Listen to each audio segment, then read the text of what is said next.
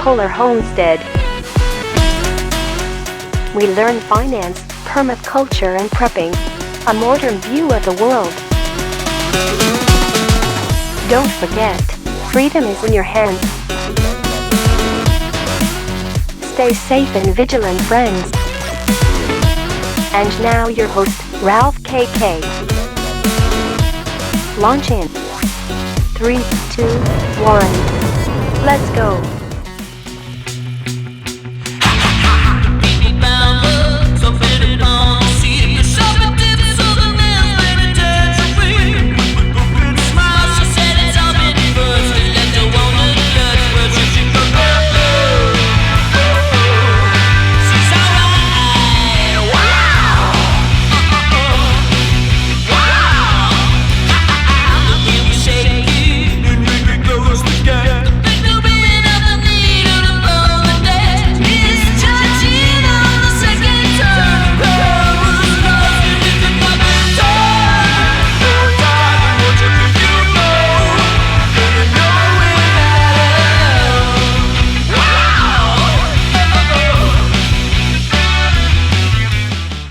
Hello and welcome, it is me, your host Ralph KK, and welcome to the apocalypse.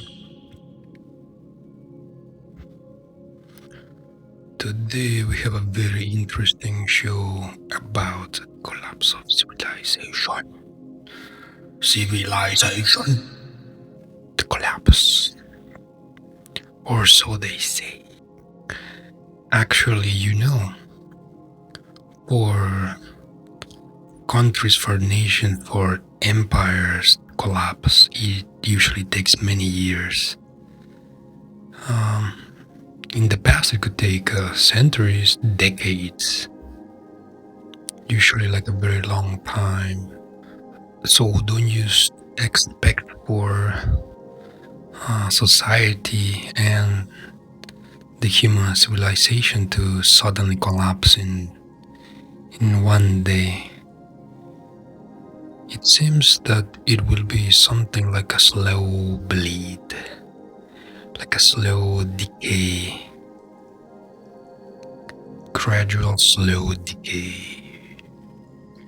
Okay, so check this out. What we see today, it is the result of many years of bad policies. I mean, like the energy crisis we see today. This did not just happen overnight. This took probably 10 years, 20 years to develop into the crisis that we see today. For example, I mean, if you really want to trace the origin of this all the way to the beginning, partially the energy crisis today in Europe, or not partially but mostly, it is because Europe does not have sufficient energy to continue the level of industrialization which they currently have. So they don't have enough energy, enough power, because they have been buying for, let's say, 20 years energy products from mostly Russia. So this is gas, oil, coal, all of this they got it very, very cheap. And like, for example, official statistics, it says, or it shows that Germany had a leverage of 100 times. So Germany, they had a 100 times leverage the input of energy versus the output of economic power or GDP. So supposedly they were buying like 20 billion. So supposedly they were buying per year up to $20 billion of energy from Russia, and the result output, this was $2 trillion. of energetic output. So this is a 100 times leverage. This, of course, if you look at this from the sidelines, this seems something like insanity. And so the funny thing is that they expect this thing to last forever. I mean, it doesn't take a genius to know that 100 times leverage economic output, depending on a very fragile source of energy, this would put Germany in a great, this would put Germany in a very precarious situation, in a weakened state, with a very big weakness. So check this out. If you want to really trace back all of this to the beginning of everything, you have to go back 20 years, around the year 2000. Around the year 2000, the construction of the gas pipeline going directly from St. Petersburg, somewhere in the area, all the way to Germany through the sea. This pipeline was called, or is called still, Nord Stream 2. Nord Stream 2. It started construction around the year 2000. And the main idea was that the flow of energy, the flow of gas would go freely through the sea all the way to Germany, and then the German dream of almost free cheap energy to continue their 100 times leverage of economic output would be like some kind of a utopia for the Germans, getting all this free energy. Okay, so they were constructing this pipeline for 10 years. Around the year 2010, the pipeline was almost finished. It was something more than 90% finished. But throughout all these years, there were many countries extremely opposed to the construction of this pipeline and for this pipeline to be finished. Mainly the USA, the United States of America.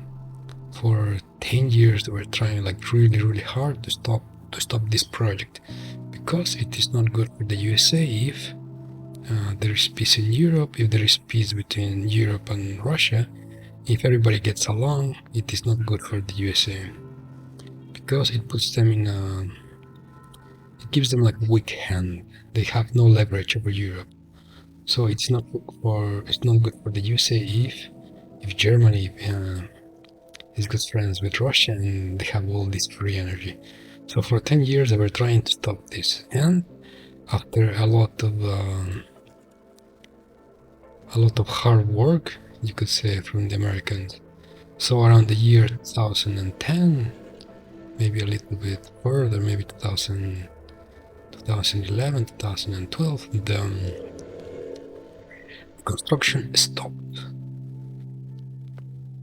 Well, okay, it didn't stop, it was paused. And it was mainly because of the objections caused by the Americans. And it was mainly because of the objections raised by the Americans and all these excuses that they had to say to both parties, that they could not do this because of this or because of that.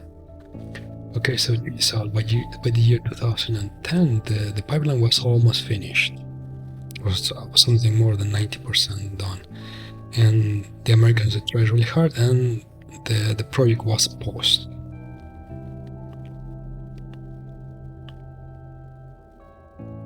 So if you look into retrospective, the year today, 2022, it's been 12 years from the year 2010. And And the very funny thing is that the pipeline Nord Stream, it was completed 1 year ago, the year 2021.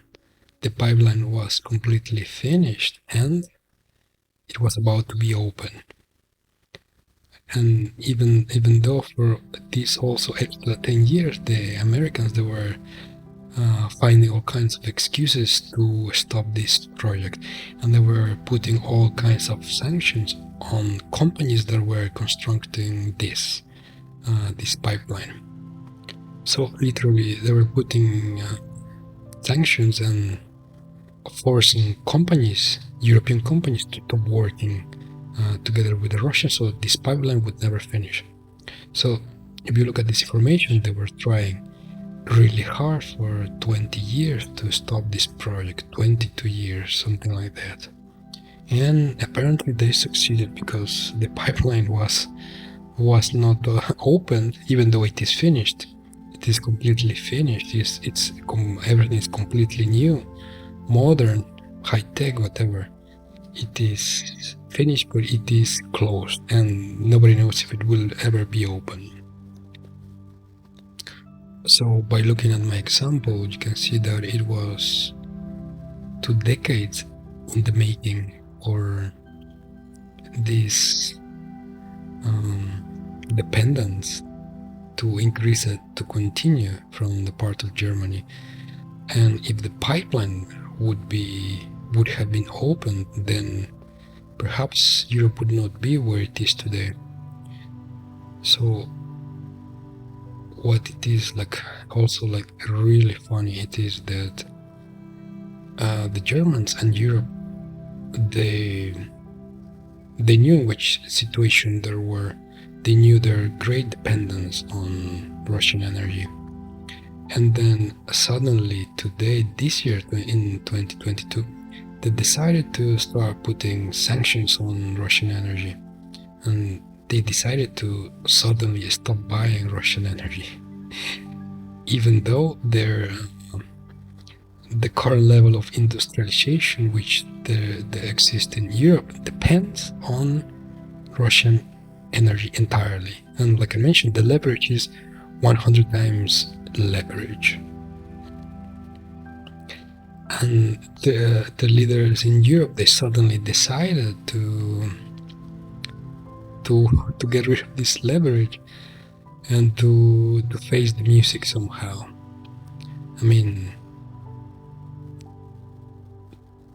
it's something like a mystery to what the leadership in Europe was or is currently thinking by these actions.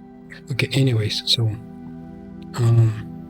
currently they want to find a replacement for Russian energy, and so the politicians, leaderships, everybody in Europe knows that to replace the sources of gas and to put the new infrastructure and to get everything to the level that it was last year is going to take them something like 5 years, 10 years, if they can find new sources of energy from other countries like Nigeria, for example. They want to buy gas and oil from Nigeria, but the thing is that there is no infrastructure in Nigeria to bring all the gas to Europe, so they would need to build all of this, and it's going to take 5 to 10 years minimum in an optimistic scenario. So I mean, not a lot of people know this, but there is no way to keep the level of industrialization which Europe currently has. There is just no way to keep it.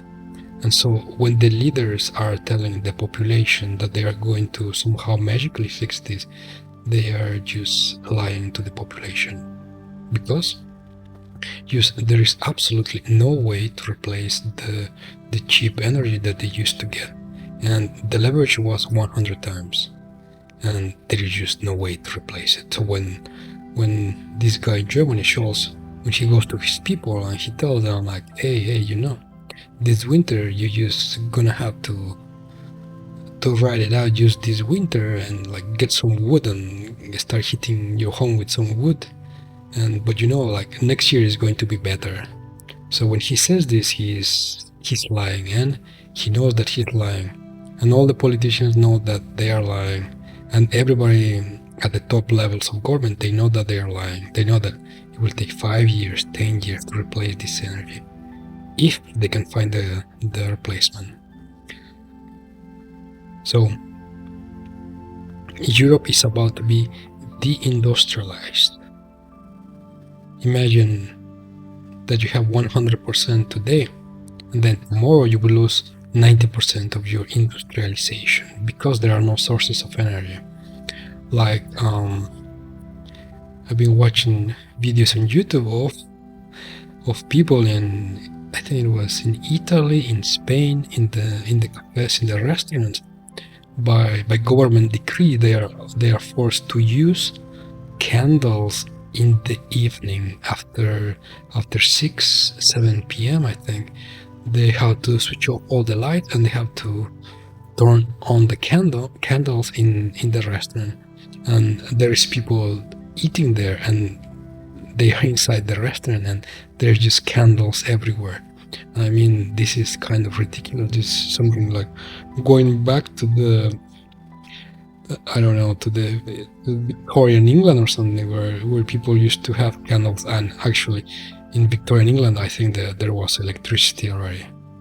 So this is something like going back to the Renaissance or something. So we're going back 300 years back into the past to a de-industrialized Europe.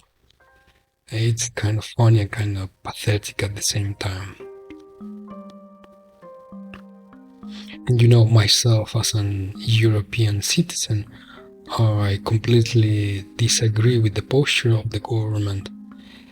And I think that the current leadership is just doing the wrong things. And when the government, when politicians in Europe, when they clearly lie to your face, they don't have a place in the government. They should be removed, and a new leadership should be found that has answers for the current crisis. So this guy Scholz and his team, I've got no idea what he's doing, because he knows the situation. He knows Germany is about to be de-industrialized, and he knows that it's not only this winter that is going to be cold. It's going to be 5 winters, 10 winters at least, of people burning wood inside their houses, and people having to use candles in the evening to get some light.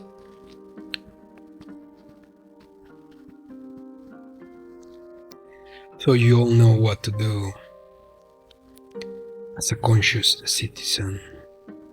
You have to get your potatoes, you have to get your pasta, and maybe you should get a couple giant African ground snails, and you should start your snail production to be self-sufficient, to have some sources of protein. If you've ever been to France, there is a very delicious dish called escargots. It's these small little creatures cooked in butter in the oven, and these delicious small snails, I'm quite sure they taste exactly or the same to this giant snail from Africa.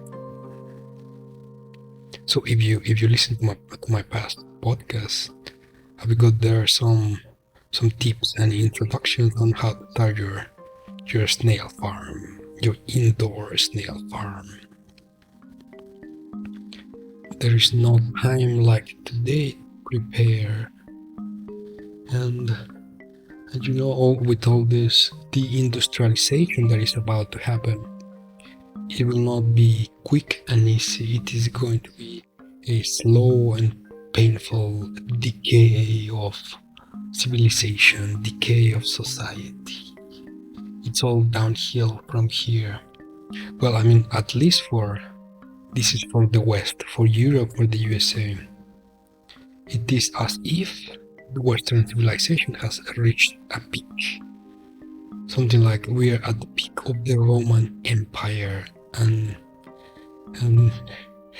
Rome is in flames and it's about to collapse.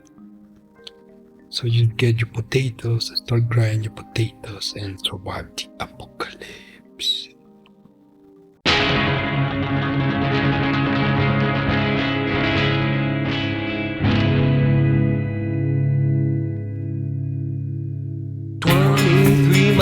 From the city of Hades, this Gila monster is feeling its age. It's getting hotter in the trailer, she said.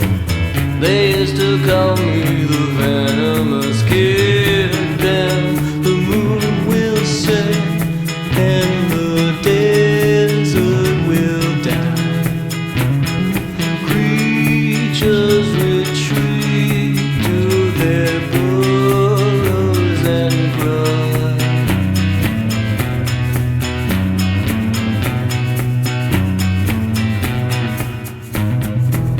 We kept the power we hid from the world, deep in the labyrinthian family hole. I let my final